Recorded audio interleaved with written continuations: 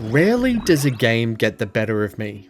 I tend to persevere with challenging games because in my opinion, there's nothing more rewarding than finally defeating a boss or overcoming a seemingly impossible challenge after hours of trying. I like to think that my steadfast ability to stare down difficult tasks and take them down one by approaching them with determination and stubbornness is one of my better qualities.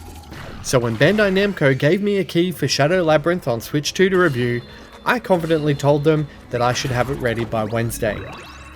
That was last week.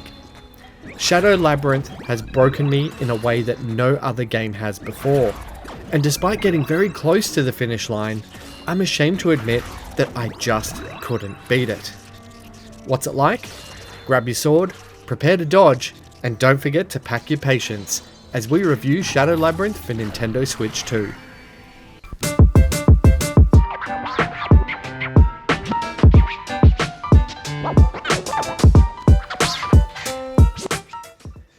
Shadow Labyrinth aims to be a gritty reboot of Pac-Man.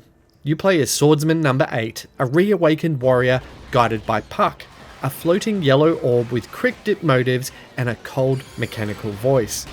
There's a vague sense that you've done this all before, and the world seems to remember you. From the outset though, you're not the hunter, you're the prey, and you're somewhat of a puppet to Puck. But for every fallen foe, you absorb new abilities, grow stronger and more dangerous, and Puck continues to push you forward, nudging you to embrace your role as the predator.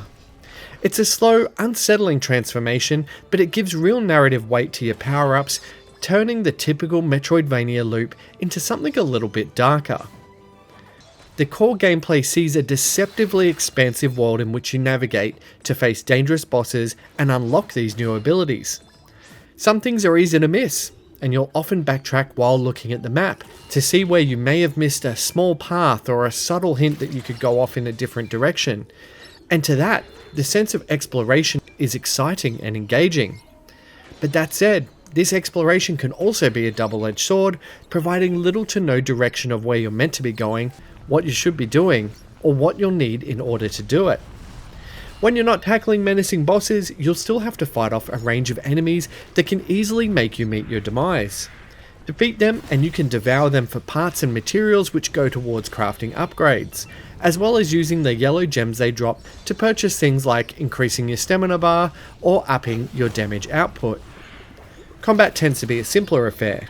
You have a standard slash and a simple dodge mechanic to use for the most part, but some abilities you unlock will help you enhance that combat, like giving you an energy slash or the ability to transform into Gaia, a giant combat mech that lasts until your ESP gauge runs out. You can actually even transform into Pac-Man and traverse special rails while sword slashing and leaping great distances as a traversal mechanic. Even with these abilities, you will die. A lot.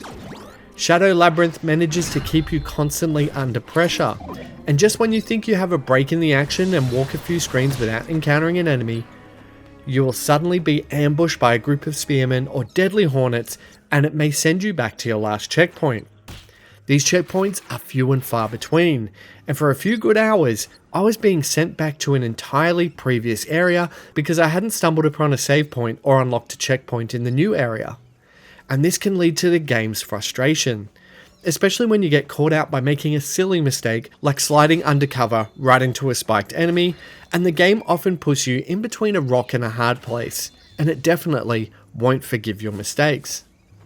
Some areas became an exercise in trial and error, whereas some paths I abandoned altogether as I may have been missing something that would have made taking that specific route a bit more accessible. Graphically, Shadow Labyrinth runs a hybrid 2D 3D engine similar to what we've seen in games like Rayman Legends. It does a good job of selling the atmosphere and the desolation, but at times leaves environments looking a bit bland and similar feeling. It runs at a solid frame rate on both Switch 1 and 2 with no performance dips or stutters. For my swords people looking into accessibility options, there are no specific features to speak of, so as always, I recommend further research into seeing if Shadow Labyrinth suits your needs. At just under $40 Australian for Shadow Labyrinth with a free Switch 2 upgrade path, there's a lot of game and challenge here for your buck. I do have to admit though, it was certainly a skill issue and not a design flaw that saw me hang my controller up in shame before the end credits rolled. For gamers with more Metroidvania style games experience and also people who love a real challenge, there's at least 25 to 30 hours here in gameplay, and many more for completionists. The nods to other Bandai Namco arcade classics are a nice touch, and old school gamers will appreciate the throwbacks. Shadow Labyrinth took a huge risk by taking one of the most beloved characters like Pac-Man and rebooting elements of it into this dark and brooding universe, and ultimately, it's one that I feel pays off. Shadow Labyrinth certainly broke me, but I know once I catch up on my work, I'll challenge that gauntlet again, and I'll do what I can to come out on top. For those looking for a game that will test your mettle, Shadow Labyrinth is definitely going to put you through your paces. So, what's it like? Shadow Labyrinth is like Metroid, crossed with Dark Souls.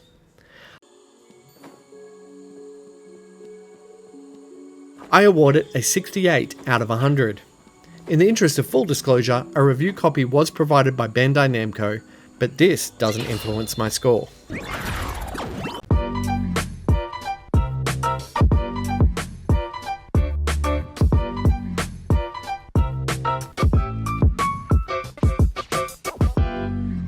Thanks so much for watching my video. If you liked it, the best way you can support What's It Like is by liking, subscribing, and sharing it with your friends. For more reviews, click on the thumbnails to the right, and for everything Nintendo, check out whatsitlike.com.au.